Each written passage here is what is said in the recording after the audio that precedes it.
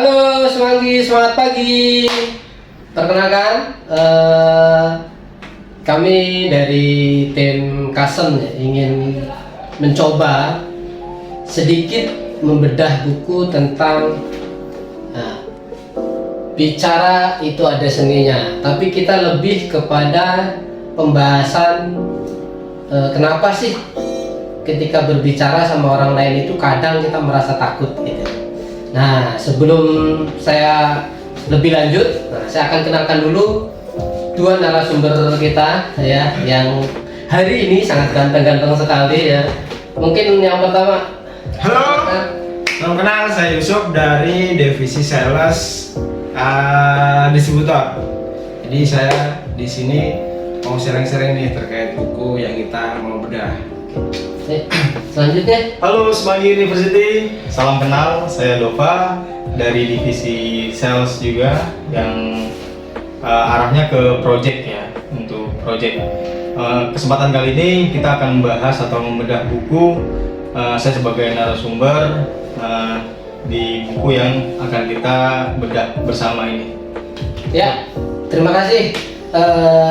Pertama Mas Yusuf, kedua Mas Dova, ini sangat luar biasa. Yang tentunya mereka berdua ini sudah memiliki pengalaman yang cukup lah ya, yang mumpuni untuk membahas mengapa sih kadang kita itu berbicara itu ada takutnya gitu ya. Nah, langsung saja nih, mulai dari Mas Yusuf. Kenapa sih bicara itu kadang kita itu ada merasa sedikit was-was, ada rasa takut, ada rasa enggan gitu untuk memulai berbicara. Monggo, Mas Yusuf. Oke, untuk mungkin dari saya, untuk kenapa sih kita biasanya berbicara itu ada takutnya, kita ketika berpresentasi di depan itu grogi dan lain sebagainya. Mungkin salah satunya kita belum cukup pengalaman atau belum cukup persiapan nih untuk tampil di depan. Jadi aslinya kita nggak perlu grogi, kita sebelum presentasi atau di depan itu kita harus persiapan nih matang, apa yang mau kita bahas, apa yang kita susun, jadi rangkaian-rangkaiannya itu ada gitu. Oke, jadi dari Mas Yusuf itu lebih kepada apa sih yang harus kita persiapkan pada saat kita ingin berbicara. Jadi ada yang harus disiapkan nih ya. Ya, karena kita semisal suruh berpresentasi nih, cuman kita kan di produk kasir nih, kita nggak tahu produk knowledge, langsung aja kita suruh berpresentasi, tidak ada persiapan, walaupun kita pede, walaupun kita sudah sering, cuman ketika kita suruh presentasi produk A atau B, ketika kita tidak ada persiapan atau produk knowledge tersebut, kita pasti grogi atau ya nggak bisa lah mau ngomong apa, ntar diserang pertanyaan itu biasanya langsung kayak nggak bisa apa gitu, diam langsung gitu, nggak tahu gitu. Oke, Mas Yusuf lebih kepada persiapan sebelum kita berbicara sama orang lain. Mungkin ada tambahan dari Mas Dova nih, selain dari persiapan, mungkin dari seninya, mungkin dari apanya gitu, sehingga kita lebih mantap nih ketika berbicara sama orang lain. Monggo. Oke, jadi di sini tadi berbicara Itu ada seninya. ada seninya ya. Jadi untuk benar juga yang dikatakan Mas Yusuf. Tapi di sini saya akan menambahkan beberapa poin. Mungkin yang pertama supaya kita tidak gugup ya untuk berbicara dengan lawan bicara kita. Yang pertama, poin yang pertama nih, kita harus tahu nih tema apa yang akan kita bawakan. Oke. Betul. Dan yang kedua, siapa lawan bicara kita, yang kita harus tahu. Jadi contoh, lawan bicara kita seorang business owner. Nah, kesukaannya dia apa? Nah, jadi untuk kita berbicara dengan luas, kita bisa tahu apa yang kita bicarakan, dan di dalam kurung itu suasana nggak krik ya, istilahnya Mati kutu. nggak mati kutu, betul. Jadi apa yang kita bicarakan itu sudah sesuai dengan konsep. Nah, yang ketiga, poin ketiga itu untuk bernegosiasi atau dengan lawan bicara tadi, skill 1%, kemampuan tadi ya, kemampuan itu 1%. Terus yang 98% itu adalah pantang mundur. kalau saya bilang. 1% sama 98. 1% sama 99. betul, nggak 1% itu skill. Kalau menurut saya, jadi skill itu semua orang bisa pelajari. Betul. Untuk jago berbicara orang bisa mempelajari, ya kan. Nah, 98% ya ini adalah mental. Dia tidak takut untuk mencoba, gagal mencoba, sampai akhirnya dia menjadi orang yang jago bicara dengan lawan bicara. Betul. Yang 100% itu adalah kesuksesan tadi, kalau saya bilang. Gitu. Jadi 1%-nya apa 100%-nya? 100% itu kesuksesan dari 98% tadi. Itu sih poin tambahannya untuk supaya berbicara secara luas ya ke lawan bicara kita. Oke, jadi kalau sedikit saya ambil ya dari 3 poin, yaitu tema yang harus kita persiapkan. Jadi harus ada tema yang harus kita siapkan sebelum kita berbicara, sehingga pembicaraan kita itu lebih terarah. Tidak tidak mundar-mandir kemana-mana. Jadi topik yang kita bahas pada hari itu harus selesai dengan tema itu. Yes. Setuju. Oke, yang kedua adalah orang yang kita ajak bicara. Ini siapa dulu ya? Betul. Kalau kita misalkan orang yang kita ajak bicara itu tentang IT, ya kita jangan ke baristanya gitu ya. Kita harus ke IT-nya. Nah, jadi memang lawan bicara itu harus kita tentukan. Sehingga kita tema yang kita tentukan itu juga harus sejalan dengan orangnya. Dan dia juga akan paham gitu apa yang kita bicarakan, karena dia IT. Nah, kita bicarakan terkait hardware solution atau apa, ya kan.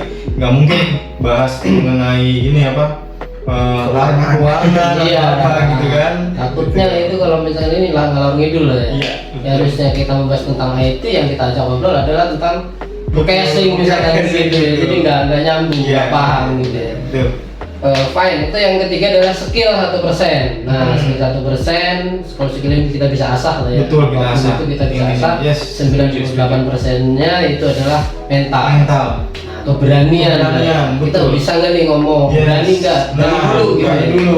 Nah, jadi beberapa poin. Nah, langsung aja nih. Mungkin hasil yang sudah didapatkan gitu ya dari beberapa tadi beberapa poin. Yang pertama adalah persiapan dari Mas Yusuf, yang 3 poin adalah dari Mas Dova. Mungkin secara aplikasi artinya secara implementasi di lapangan gitu ya. Apa yang sudah Mas Yusuf sukseskan? Mungkin ada proyek yang sudah disukseskan dengan persiapan yang berbicara ini gitu ya. Kita kan kadang kalau orang yang sudah berbicara enak ya, kita nggak terasa gitu ya bahwa kita itu sudah ngomong banyak gitu. Nah, mungkin saya lebih kepada implementasi. Apa nih implementasi dari Mas Yusuf bicara itu ketika enak gitu ya. Ketika sudah enak itu apa sih yang sudah digolkan gitu. Jadi kita sudah berbicara enak sebagai sales. Mas Yusuf. Mungkin dari saya kalau berbicara sudah enak nih, misal kita udah merasa nyaman atau udah memiliki kedekatan. Yang pertama itu jadi kenapa kita diajarkan berbicara supaya kita bisa enak, bisa nyaman lah. Yang paling penting pertama itu nyaman dulu. Kalau udah nyaman, kita nanti bisa menggali informasi apapun yang customer atau lawan bicara kita butuhkan. Butuhkan. Kita saring apa yang dia butuhkan dan kita nantinya kita masukin yang kita mau nantinya. Kan sales ini pasti ujung-ujungnya prospek. Nah di situ jualan lah. Tapi kita nggak bisa langsung tembak tuh ketika kita belum kenal si owner ataupun customer kita belum bisa langsung kita ujung-ujungnya nawarin produk gitu. Langsung ujung-ujungnya kita semisal nih ada cewek, ujung-ujungnya kita langsung tembak dia gitu, langsung mau nggak jadi pacar lo gitu, otomatis nggak mau gitu. Nah di situ kita diajarin untuk tadi kayak pendekatan gitu, pendekatan dari seringnya kita berbicara atau seringnya kita berkomunikasi, kecocokan entah itu suka hobi dan lain-lain di situ. Nah nantinya pasti ujung-ujungnya kalau udah deket, udah kita bisa menggali informasi, nantinya mudahlah kita untuk menawarin atau kita ada kebutuhan nih, kita jual ini nih, kalau udah kayak teman gimana sih ketika kita jual produk nih, tolong bantu nih, pasti kita Udah. juga. Jadi Kalau kita intinya sudah- nanti untuk pendekatan yang udah, kalau udah enak tuh pasti pendekatan dan kenyamanan, nantinya ujung-ujungnya kita bisa menawarkan atau bisa apa ya, prospek itu deal gitu loh, deal prospek secara mudah gitu. Jadi kalau sudah enak berbicara sama lawan, sudah nyambung, sudah memiliki kenyamanan dan bonding yang kuat, kita bisa ya sukses kita memberikan penawaran kepada orang itu.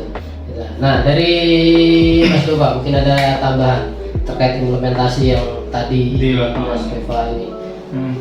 Mungkin Mas Doba kan di bidang project nih. Nah, implementasinya coba seperti apa? Apa yang sudah proyek yang sudah digolkan gitu. Dari seni berbicara. Yang berbicara tadi ya. Hmm. Oke, kalau di project mungkin agak sedikit berbeda ya. Berbeda. B2B. Nah, jadi untuk historical atau yang pernah saya jalankan di lapangan, jadi dari sini berbicara tadi, poinnya memang ada poinnya, cuma nggak, presentasinya itu nggak terlalu banyak. Nah, tapi kalau di project itu trusting atau kepercayaan kepada customer. Nah, poin pertama yang harus saya jaga itu adalah membantu mempermudah pekerjaan mereka dengan solusi hardware bisnis kita Oke. yang kita jual. Betul. Siap. Jadi awalnya seperti itu. Customer ada kebutuhan apa, lalu saya informasikan, saya kasih tahu hardware solusinya ini, dan biasanya melakukan itu kita ada POC untuk menggolkan sebuah produk. Nah, dari itu semua tidak menutup kemungkinan dari yang product knowledge 1% tadi ya. Karena ketika kita tahu isunya di lapangan, customer membutuhkan apa, itu otak kita langsung jalan. Oh, produk ini nih yang harus dipakai. Betul. Seperti itu. Satu, terkait trust, kepercayaan, terus hardware solution, membantu si customer tadi ya. Kalau sudah misalkan help is other, kita sudah membantu seseorang gitu kan untuk mengatasi solusi atau isu permasalahannya mereka, itu otomatis mereka udah akan membuka apa aja yang mereka butuhkan terkait hardware solusi, entah itu apapun ya, itu pasti nanyanya ke kita dulu, karena di awal kita sudah membantu dia nih. Pasti ke depannya mereka akan menanyakan sesuatu pasti ke kita dulu. Oke, jadi Seperti itu. lebih ke apa ya? Kalau menurut saya Help it other dulu nih menurut Yang saya. kepercayaan tadi. Betul, kepercayaan tadi. Itu sih poin yang saya tambahkan. Jadi ke trust, kepercayaan, luas ya kepercayaan itu ya. Iya. Janjian kita tepat waktu, betul. Terus juga Ngasih. betul, kita follow up juga tepat waktu, nggak ini apa yang dibutuhkan dia mau.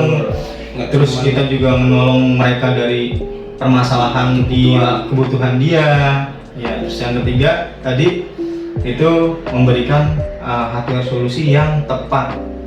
Jadi kalau divisi project itu bukan hanya jualan, Iya. tapi saya memberikan solusi hardware untuk memudahkan pekerjaan mereka. Oke. Seperti itu. Jadi dari 3 poin itu otomatis percaya apapun permasalahan mereka, ketika poin kedua itu sudah terpenuhi, kita membantu mereka, help each other, pasti mereka kontak kita kembali dengan produk yang apapun ya, yang lain selain apa yang kita bantu. Itu sih. Soalnya kalau menurut saya di project tadi kita udah, daripada cari lain, kita ada nih tampungan untuk Iya. segala, semisal si owner atau si kebutuhan tadi Betul. tahu nih orang mainnya di sini, Iya. langsung lempar, entah dia punya produknya atau enggak, Iya. pasti udah dipercaya nih. Percaya. Nah, Iya, soalnya betul. oh dia mainnya kayak gini, pasti tahulah, coba tanya gini, udah diserahkan ke kita Iya gitu. sih, betul. Setuju saya. Seperti itu sih. Kalau menurut pengalaman saya di lapangan ya, seperti itu. Oke, jadi ketika kita sudah enak berbicara itu gampang lah. Gampang sekali, apalagi kita sudah mencoba untuk membangun kepercayaan. Iya. Itu kita juga sudah bisa memberikan solusi mereka, gitu kan. Sehingga kalau apalagi kita sudah percaya, mereka sudah percaya, itu win-win solution yang sekali. benar-benar kita harapkan gitu. Betul. Nah, mungkin ada tip khusus nggak untuk orang-orang yang sampai saat ini untuk berbicara sama orang lain itu takut gitu ya? Ada tip khusus nggak bagaimana untuk memulai pembicaraan dengan orang yang mungkin baru dikenal? Nah, mungkin ada tip dan trik khusus dari Mas Yusuf atau sama Mas Dupa, dari orang yang pertama dia temui.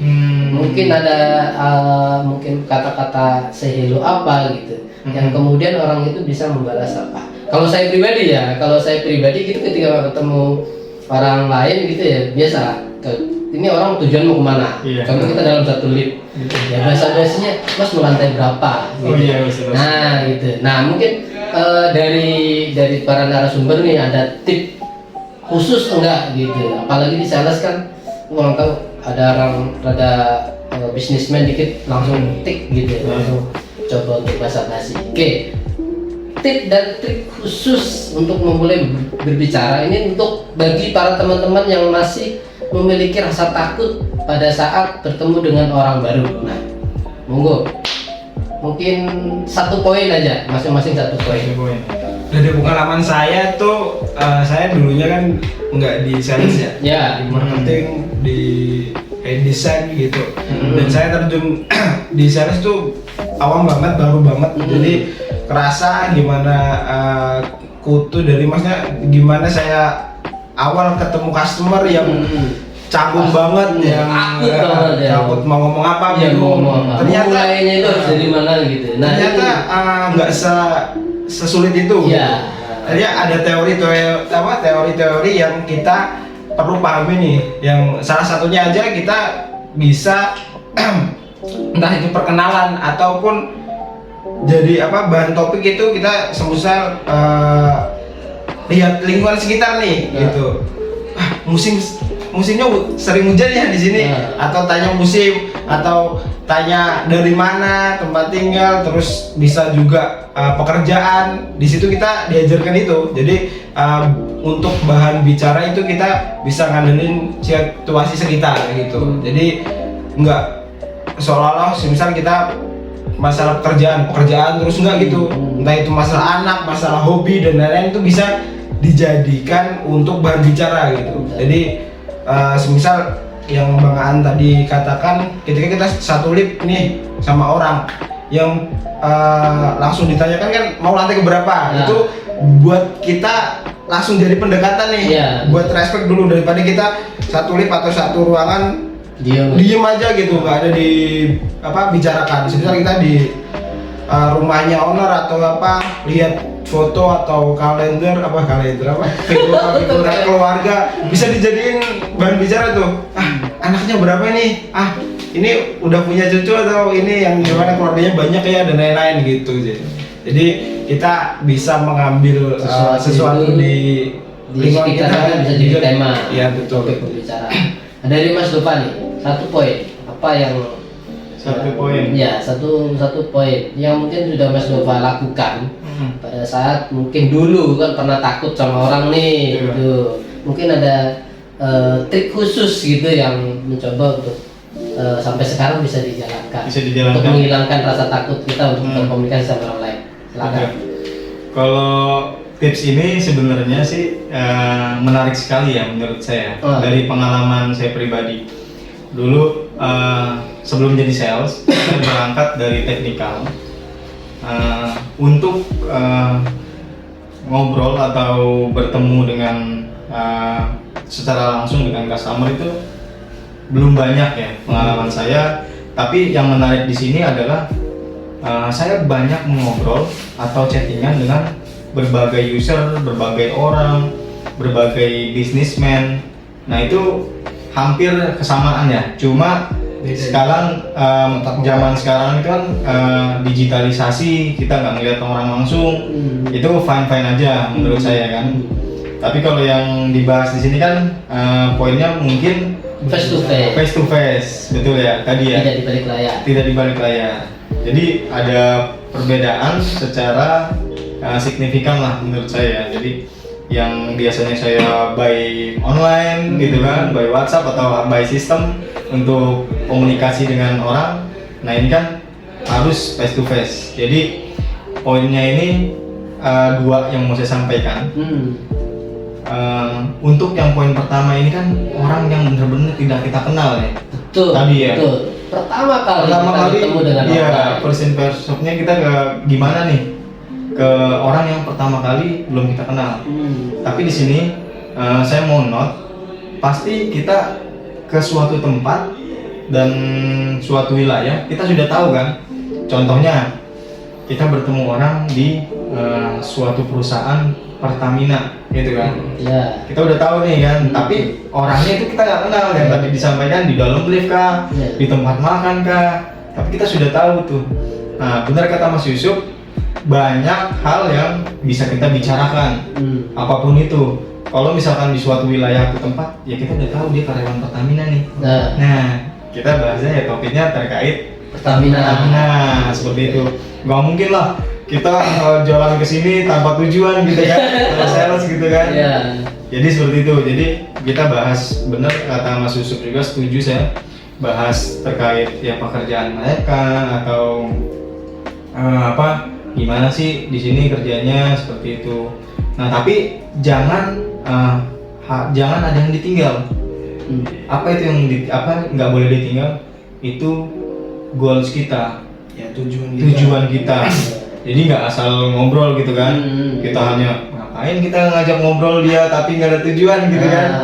Ya, ujung-ujungnya omongan. Ujung-ujungnya ya goals kita. Ya. Apa itu goals kita? Ya menawarkan sebuah produk dari company kita. Seperti itu.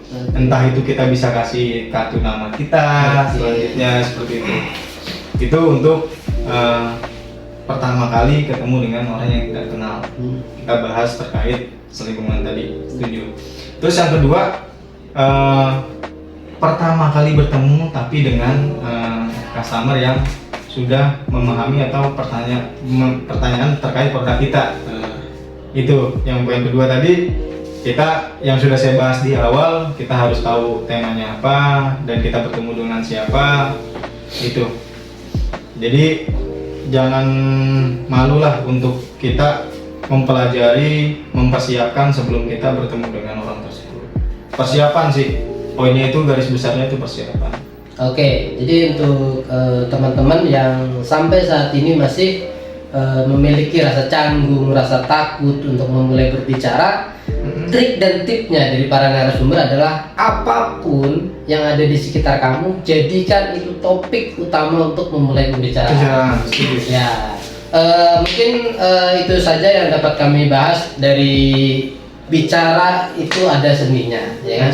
Mungkin dari beberapa narasumber sudah memaparkan begitu mungkin banyak. ada tambahan sih untuk monggo. siap. Ada Untuk tambahan. tambahannya mungkin untuk kita semua atau kalian semua juga jam terbang itu yang paling penting. Satu, Jam terbang ini untuk apa? kita supaya bisa luas, supaya bisa kita jadi apa ya, beneran bisa gitu. Kita nggak cuma satu kali, soalnya untuk sales ataupun bicara pun itu secara profesional ya, itu nggak mungkin dia cukup satu kali, dia juga pasti beribu-ribu kali ketemu orang, itu yang nantinya luas. Jadi semakin banyak kita bertemu dengan orang, semakin banyak kita nawarin produk dan lain-lain ke orang-orang, itu nanti semakin mudahnya kita untuk bernegosiasi dan lain-lain, berbicaranya lebih luas. Jadi jam terbang itu nomor satu sih menurut saya. Soalnya walaupun kita punya teori, punya trik dan lain-lain, baca buku, tapi kita nggak pernah terjun ketemu orang, itu nggak bisa gitu. Ya. Jadi poin tambahannya adalah harus banyak latihan. Yes. Latihan baik itu ketemu orang ataupun latihan untuk mempersiapkan bagaimana ketemu orang. Kalau saya pribadi, dari kecil saya pribadi itu sering melatih diri untuk berbicara di cermin. Itu saya sudah lakukan dari kecil sekali kan. Dari usia-usia mungkin nggak terlalu kecil banget ya, mungkin dari usia SMP lah ya. SMP saya udah mulai mencoba untuk berkomunikasi dengan cermin. Itu berkomunikasi sendiri dengan cermin itu namanya? Ya, ngobrol dengan diri sendiri lah ya kan gitu. Kalau nggak ada cermin saya di kos ya. Oh. Ya, itu saja yang dapat kami bahas.